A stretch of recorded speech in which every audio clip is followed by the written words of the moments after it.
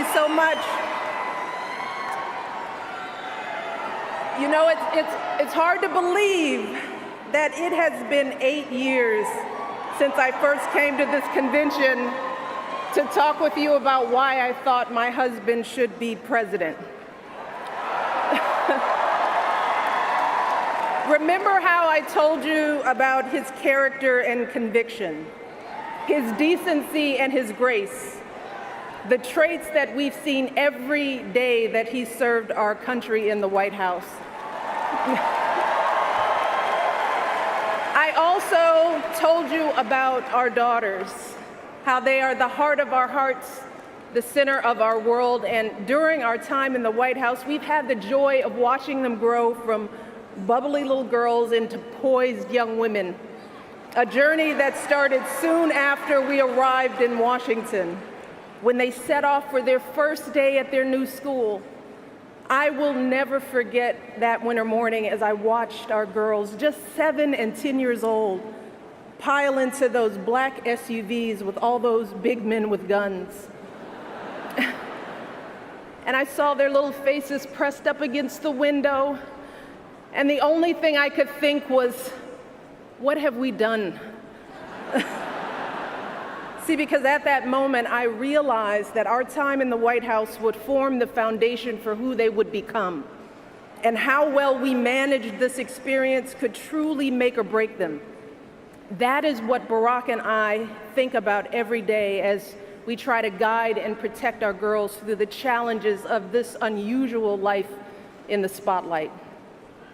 How we urge them to ignore those who question their father's citizenship or faith. How we insist that the hateful language they hear from public figures on TV does not represent the true spirit of this country.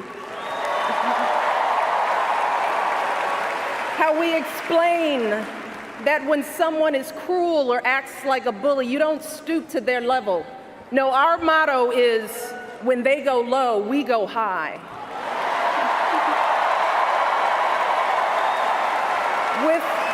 With every word we utter, with every action we take, we know our kids are watching us. We as parents are their most important role models. And let me tell you, Barack and I take that same approach to our jobs as President and First Lady, because we know that our words and actions matter, not just to our girls, but to children across this country. Kids who tell us, I saw you on TV, I wrote a report on you for school. Kids like the little black boy who looked up at my husband, his eyes wide with hope, and he wondered, is my hair like yours? And make no mistake about it, this November when we go to the polls, that is what we're deciding. Not Democrat or Republican, not left or right. No, in this election and every election is about who will have the power to shape our children for the next 4 or 8 years of their lives.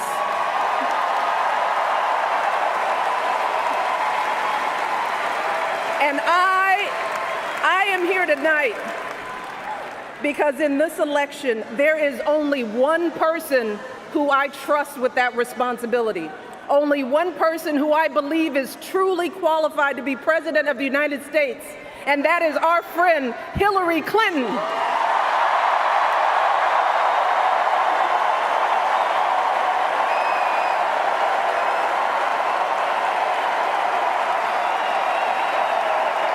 That's right.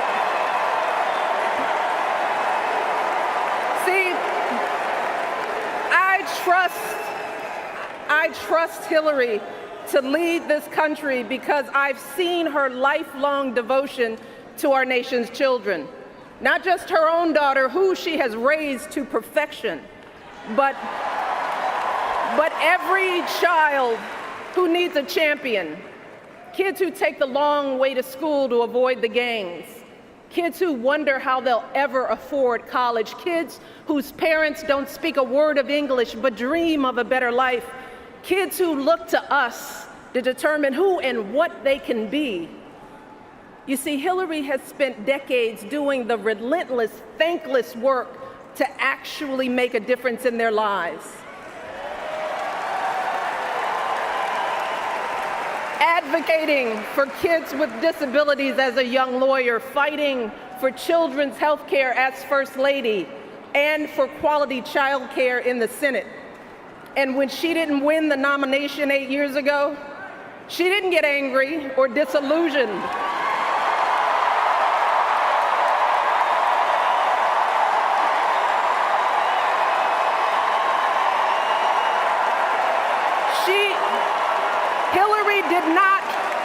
Hillary did not pack up and go home, because as a true public servant, Hillary knows that this is so much bigger than her own desires and disappointments. So she proudly stepped up to serve our country once again as Secretary of State, traveling the globe to keep our kids safe. And look, there were plenty of moments when Hillary could have decided that this work was too hard, that the price of public service was too high, that she was tired of being picked apart for how she looks or how she talks or even how she laughs. But here's the thing. What I admire most about Hillary is that she never buckles under pressure. She never takes the easy way out. And Hillary Clinton has never quit on anything in her life.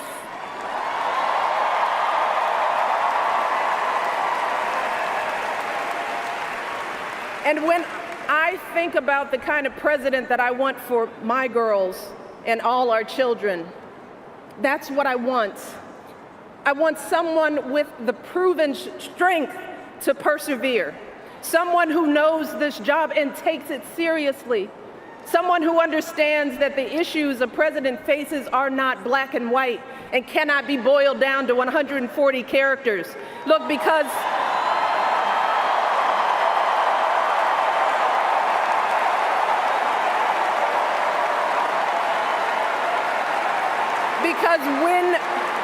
when you have the nuclear codes at your fingertips and the military in your command, you can't make snap decisions. You can't have a thin skin or a tendency to lash out. You need to be steady and measured and well-informed.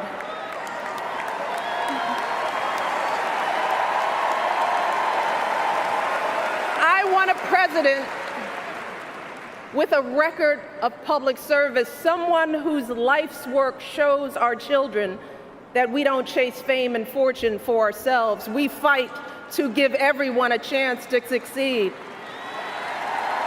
And we give back even when we're struggling ourselves, because we know that there is always someone worse off.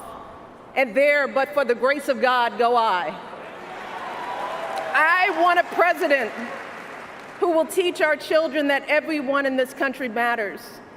A president who truly believes in the vision that our founders put forth all those years ago, that we are all created equal, each a beloved part of the great American story.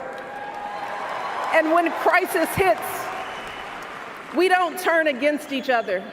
No, we listen to each other. We lean on each other, because we are always stronger together.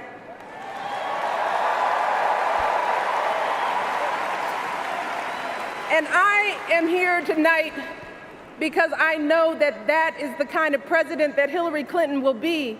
And that's why in this election, I'm with her.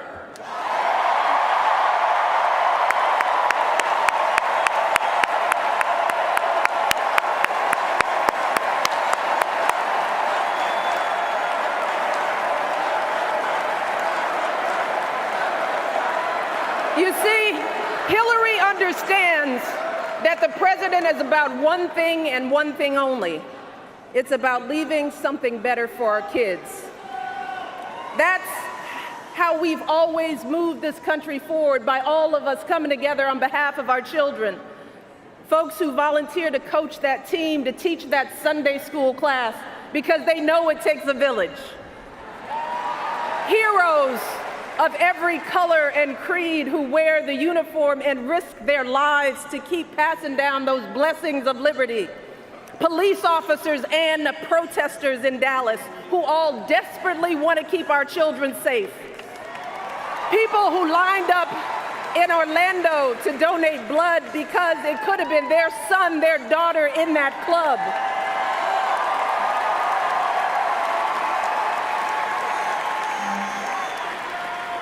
Leaders like Tim Kaine,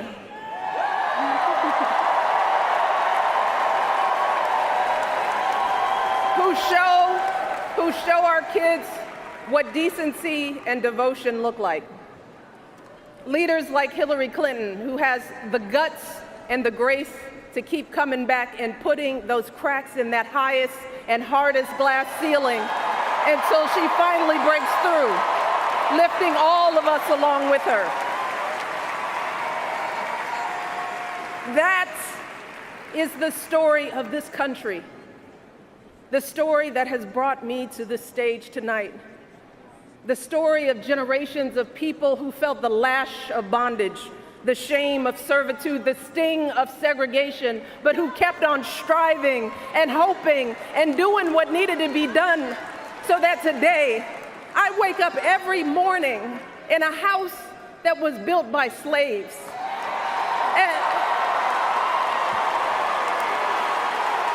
And I watch my daughters, two beautiful, intelligent black young women, playing with their dogs on the White House lawn.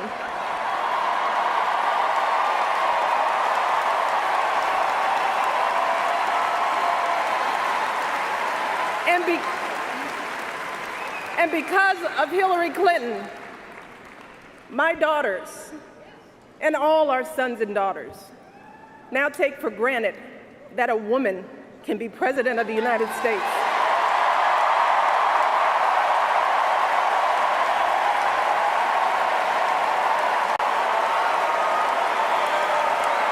So look,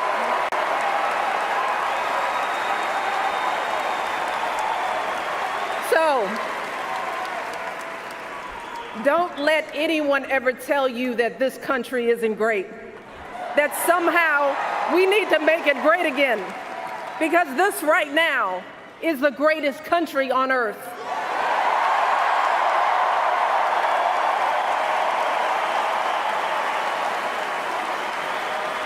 And as my daughters prepare to set out into the world, I want a leader who is worthy of that truth, a leader who is worthy of my girls' promise and all our kids' promise, a leader who will be guided every day by the love and hope and impossibly big dreams that we all have for our children. So in this election, we cannot sit back and hope that everything works out for the best. We cannot afford to be tired or frustrated or cynical. No, hear me. Between now and November, we need to do what we did 8 years ago and 4 years ago.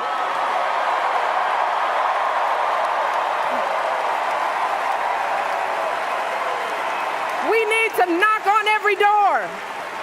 We need to get out every vote. We need to pour every last ounce of our passion and our strength and our love for this country into electing Hillary Clinton as President of the United States of America. So let's get to work. Thank you all, and God bless.